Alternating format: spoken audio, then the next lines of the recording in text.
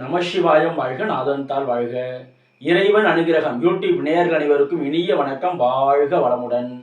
நான் உங்கள் மயிலாடுதுறை ஜோதிடர் விஷால் விவர்தன் பேசுகிறேங்க. நம்முடைய இறைவன் அனுகிரகம் யூடியூப் சேனலில் நிறைய ஜோதிட தகவல்கள், ஆன்மீக பரிகார தகவல்கள் தொடர்ச்சியாக கொடுத்து வந்துகிட்டே இருக்கிறாங்க. அதை பார்த்து பயன்பெறுங்க.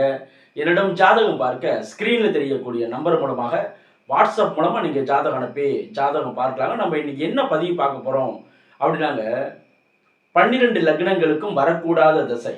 அதில் இன்றைய வீடியோவில் நம்ம பார்க்குறது ரிஷப லக்னத்திற்கு எந்த தசை சார் வரக்கூடாது, ரிஷப லக்னத்திற்கு எந்த தசை அவயோக தசை, நன்மைகளை அளிக்க முடியாத தசை எது அப்படின்னா ரிஷப லக்னத்தில் பிறந்தவங்களுக்கு அப்படிங்கிறத இந்த பதிவில் பார்க்க போகிறோங்க. பொதுவாகவே ரிஷப லக்னத்திற்கு 8ஆம் அதிபதி என்று சொல்லக்கூடியவர் யாரு அப்படின்னா குரு பகவான். 11 கூடியவர் அந்த குரு பகவான் தான். அதாவது ரிஷப லக்னத்திற்கு 8ஆம் அதிபதியாக, இந்த வீட்டினுடைய அதிபதியாகவும் 11ஆம் வீட்டினுடைய அதிபதியாக வரக்கூடியவர் யாரு? குரு பகவான். பொதுவாகவே அவயோக கிரகங்கள் ஒரு லக்னத்திற்கு அவயோகர்னா யோகம் செய்ய இயலாத கிரகங்கள் எல்லாமே உபஜயஸ்தானம்னா என்னென்ன? 3, 6, 10, 11ஆம் இடம். இது போன்ற உபஜயஸ்தானத்துல, வெற்றி ஸ்தானத்துல, நட்பு நிலையில சுபத்துவம் அடைந்து இருந்தால் நிச்சயமாக நல்ல பலன்களை அதனுடைய தசாகாலங்களில் வழங்கும்.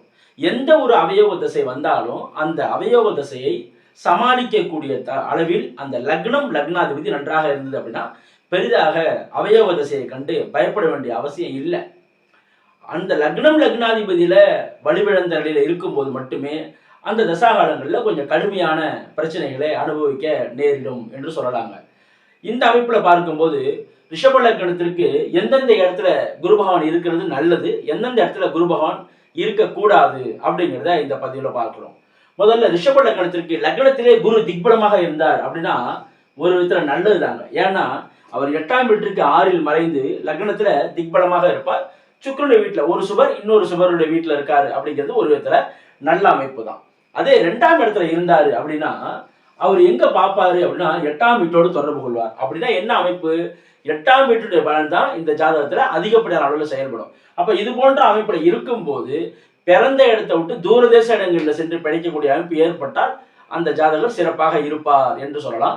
அப்ப 2ஆம் இடத்துல குரு இருப்பது ஒரு விதத்துல சிறப்பில்லாத நிலைதான். அவ்வாறு இருந்தாலும் கூட 8ஆம் வீட்டோடு தொடர்பு கொண்டதுனால ஒரு இடத்தை விட்டு வெளியேறும் போது அல்லது வெளிநாடு வெளிமாநில தூரதேச இடங்களில் சென்று பிழைக்கும் போது இந்த 8ஆம் வீட்டுடைய கெடுபலன்லேருந்து தப்பிக்கலாம் அப்படின்னு சொல்லலாங்க.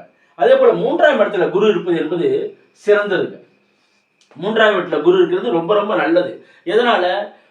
8ஆம் வீட்டுக்கு அவர் 8இல் மறைந்து 3ஆம் வீட்டுல உச்சம் பெற்று 7ஆம் வீட்டோடு தான் தொடர்பு கொள்வார். 8ஆம் வீட்டோடு தொடர்பு கொள்ள மாட்டார், 7ஆம் வீட்டோடு தொடர்பு கொள்வார். 5ஆம் பார்வையாக 7ஆம் வீட்டோடு தொடர்பு கொள்வார். தன்னுடைய 7ஆம் பார்வையாக 9ஆம் வீட்டை தொடர்பு கொள்வார். தன்னுடைய 11ஆம் வீட்டை 2 ஆதிபத்தியம் இருக்கு. அவர் 8ஆம் அதிபதியாக வராரு, 11ஆம் அதிபதியாக வராரு. அப்ப 11ஆம் வீட்டோடு அவர் தொடர்பு கொள்வது என்பது நல்ல விஷயம் அப்படின்னு நம்ம சொல்லலாங்க. குரு பொதுவாகவே சிம்மத்துல குரு இருக்கிறது நல்ல விஷயம்தான். சிம்மத்துல நட்பு நிலையில இருப்பார். ஆனாலும் அவர் 8ஆம் வீட்டோடு தொடர்பு கொள்றாருல, 8ஆம் வீட்டோடு தொடர்பு கொள்ளக்கூடிய நிலையில அப்ப என்ன செய்வாரு? வெளியிடத்தை நோக்கி பயணிக்க வைப்பார் அப்படிங்கிற பாயிண்ட் வந்துடும். ஆனா 11ஆம் வீட்டுக்கு 6ல மறைஞ்சு 8ஆம் வீட்டோடு தொடர்பு கொண்டதுனால வெளியிடம், வெளிநாடு, வெளி மாநிலம், தூரதேச இடங்கள்ல சென்று பிழைக்கக்கூடிய அமைப்பை ஏற்படுத்துவாரு. ரிஷப லக்னத்திற்கு 5ல குரு இருக்கிறது நல்லதுதான். எப்படி அப்படின்னா அவர் 11ஆம் வீட்டோடு தொடர்பு கொள்வாரு.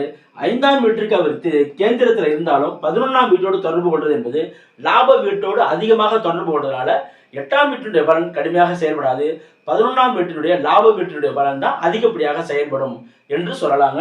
லக்னத்திற்கு 5ஆம் இடத்துல குரு இருக்கலாம். அதாவது எந்தெந்த இடத்துலலாம் குரு இருக்கக்கூடாது, இருக்கலாம் அப்படிங்கிறத சொல்றோம். அடுத்தது பாருங்க, லக்னத்திற்கு 6ஆம் இடம். 6ஆம் இடத்துல குரு இருப்பது என்பது அவ்வளவு சிறப்பான அமைப்பு இல்லை. 8ஆம் அதிபதியாகி 6இல் இருப்பதும் ஒரு ஜாதகத்தில் 6ஆம் அதிபதியாகி 8இல் இருப்பதும் சிறப்பில்லாத நிலைப்பாடு. அந்த அமைப்புல இங்க பாருங்க, 11ஆம் வீட்டுக்கு அவரு 8ல மறைகிறாரு. 11ஆம் வீட்டுக்கு 8ல மறையக்கூடாது குரு. 11ஆம் லாப வீட்டோடு தொடர்பு கொள்ளாம லாப வீட்டுக்கு 8ல் மறைந்து தன்னுடைய 8ஆம் வீட்டுக்கு 11ல் இருக்கிறது என்பது சிறந்த அமைப்பு இல்லை என்றே சொல்லலாம். ரிஷப லக்னத்திற்கு 6ல குரு இருக்கிறது அவ்வளவு நல்ல பலன் இல்லை. ஆனா ரிஷப லக்னத்திற்கு 7ல குரு இருக்கலாம். கேந்திர பலம் அப்படின்னு நிஷ்பலத்தை இழந்திருப்பாரு. ஆயினும் 8ஆம் வீட்டுக்கு 12ல மறைஞ்சி 11ஆம் வீட்டோடு அவர் தொடர்பு கொள்வது நல்ல அமைப்பு. அப்ப இந்த இடத்துல 7ஆம் இடத்துல குரு இருக்கிறது நல்லது. 8ஆம் இடத்துல குரு இருந்தாருன்னா அந்த காலகட்டத்தில் வெளியிடத்தை நோக்கி பயணிப்பதே சிறந்தது அப்படி சொல்லலாம். 8ஆம் வீட்டிலே குரு இருந்து அதனுடைய தசை நடைமுறை காலங்களில் என்ன அமைப்பை கொடுப்பாரு அப்படின்னா, இந்த ஆதிபத்திய எந்த அதாவது குரு வந்து சுபகரமா இருந்தாலும் அவருடைய தசாகாலங்களில் ஆதிபத்திய கெடுதலையும் காரக நன்மைகளையும் அவர் வழங்குவார். அந்த அமைப்புல பார்த்தா 8ஆம் வீட்டோடு தொடர்பு கொள்ளும் போது வெளியிடத்தை நோக்கி பயணிக்கும் போது இந்த கெடுபலனிலிருந்து 8ஆம் வீட்டுடைய கெடுபலிலிருந்து சற்று தப்பிக்கக்கூடிய அமைப்பானது ஏற்படும் என்று சொல்லலாங்க. அதுக்கு அடுத்தது அவர் வந்து 9ஆம் வீட்டுல குரு இருக்கலாம். ஆனா என்ன ஒரு பாயிண்ட், ஒரு திரிகோணத்துல சுபகரம் இருக்கலாங்கிற பாயிண்டா இருந்தாலும் 8ஆம் அதிபதியாக 9ல் அவர் நீச்சம் ஆவார். மகரத்துல அவர் நீச்சம் ஆவார் அப்படிங்கிறது ஒரு பாயிண்ட். 8ஆம் வீட்டுக்கு 2ல் இருப்பார், 11ஆம் வீட்டுக்கு 11ல் இருப்பார். ஆனா எப்படி இருந்தாலும் ரெண்டு வீட்டுடைய ஆதிபத்திய பலனும் செயல்படும். ஆனா எப்படி செயல்படும், சற்று நீச்சம் என்ற நிலையில செயல்படும். பொதுவாகவே திரிகோணத்துல சுபர்கள் இருக்கலாம் அப்படிங்கிற பாயிண்ட் வரும். அதே மாதிரி இந்த இடத்துல அவர் இருக்கிறது அப்படிங்கிறது சமங்கிற நிலையில தான் இருப்பாரு. அப்ப அதுவும் நல்ல அமைப்பு தான். ஆனா 11ஆம் வீட்டுக்கு 12ல மறைஞ்சு 8ஆம் வீட்டுக்கு 3ல இருப்பார். ஆனா 8ஆம் வீட்டுக்கு 3ல இருக்கிறது என்பது நார்மல் பலன் தான். 11ஆம் வீட்டுக்கு 12ல அவர் மறையக்கூடாது. லாப வீட்டிற்கு 12ல மறைவது என்பது சிறந்த அமைப்பு இல்லை. ஆனா 11ல குரு இருக்கிறது என்பது நல்ல அமைப்பு. 10ல குரு இருப்பதை விட 11ல குரு இருப்பது நல்லது. எதனால அப்படின்னா, பொதுவாகவே கேந்திரங்கள்ல பாவகன் இருக்கலாம், திரிகோணத்துல சுபகன் இருக்கலாம் அப்படிங்கிற பாயிண்ட். பிளஸ் 11ஆம் வீட்டோடு அவர் தொடர்பு கொள்வது என்பது நல்ல அமைப்பு. இந்த இடத்துல பாருங்க, 8ஆம் அதிபதி அவர் தான், 11ஆம் அதிபதி அவர் தான். ஆனா 11ஆம் வீட்டுல குரு இருக்கிறது நல்லது. 12ஆம் வீட்டுல குரு இருந்தா கூட இங்க என்ன பாயிண்ட் வரும் அப்படின்னா, நட்பு தான். அதே நேரத்தில் அவர் 8ஆம் வீட்டோடு தொடர்பு கொள்வார். 8ஆம் வீட்டை பார்க்கிறார் பாருங்க. 8ஆம் வீட்டோடு அவர் தொடர்பு கொள்ளக்கூடிய நிலையில பிறந்த இடத்தை விட்டு வெளியிடம் வெளிநாடு தூர தேச இடங்களுக்கு சென்று அதன் வாயிலாக ஒரு நல்ல நிலைக்கு வரக்கூடிய அமைப்பை 12ஆம் இடத்துல இருக்கக்கூடிய குரு தருவார் அப்படின்னு சொல்லலாம். பொதுவாகவே அவயவ கிரகங்கள் இந்த அமைப்புல என்ன அப்படின்னா, அவர் 8ஆம் அதிபதியாக 11ஆம் அதிபதியாக வரும்போது 11ஆம் வீட்டோடு அவர் தொடர்பு கொள்வது ரொம்ப ரொம்ப நல்ல அமைப்பாக வரும் என்று சொல்லலாங்க. 11ஆம் வீட்டோடு தொடர்பு கொள்வதுனா 3ல இருந்தா 11ஆம் வீட்டோடு தொடர்பு கொள்வார், 5ல இருந்தா 11ஆம் வீட்டோடு தொடர்பு, 7ல இருந்தா 11ல இருந்தா 11ஆம் வீட்டோடு தொடர்பு கொள்வார் அப்படி சொல்லலாம். 8ஆம் வீட்டோடு தொடர்பு கொள்ளும் போது பிறந்த இடத்தை விட்டு வெளியேறிவிட வேண்டும். வெளியிடம் வெளிமாநிலம் தூரதேச இடங்களில் சென்று படிக்கக்கூடிய அமைப்பை ஏற்படுத்தி கொண்டால் இந்த 8ஆம் வீட்டினுடைய பலனிலிருந்து சற்று தப்பிக்கக்கூடிய அமைப்பானது ஏற்படும் என்று சொல்லலாம். எந்த நிலையிலையும் குரு பகவான் சனியோடு இணைவது என்பது சிறந்ததல்ல. குரு இயல்பான இருந்தா கூட ஓரளவுக்கு நல்ல பலன் தருவாரு. ஆனா அவரே பாவத்துவம் அடைந்த நிலையில சனியோடு ராகுவோடு நெருங்கி கூடப்பட்டிருக்கக்கூடிய காலகட்டத்துல கண்டிப்பாக இந்த 8ஆம் வீட்டு திசை வரக்கூடிய காலங்களில் கடுமையான பிரச்சனைகளை அவர் தந்தே தீர்வார். எல்லாவற்றையும் தாங்கக்கூடிய அளவில் லக்னாதிபதி வலுவாக இருக்க வேண்டும் என்பது ஒரு முக்கியமான அமைப்பாக இருக்குதுன்னு சொல்லாங்க. இது போன்ற இன்னும் பல்வேறு ஜோதிட தகவல்களை தொடர்ச்சியாக நம்முடைய இறைவன் அனுகிரக சேனலை பதிவு செய்வோம். நன்றி, வணக்கம். வாழ்க வளமுடன், வாழ்க வையகம், வாழ்க பிரபஞ்சம்.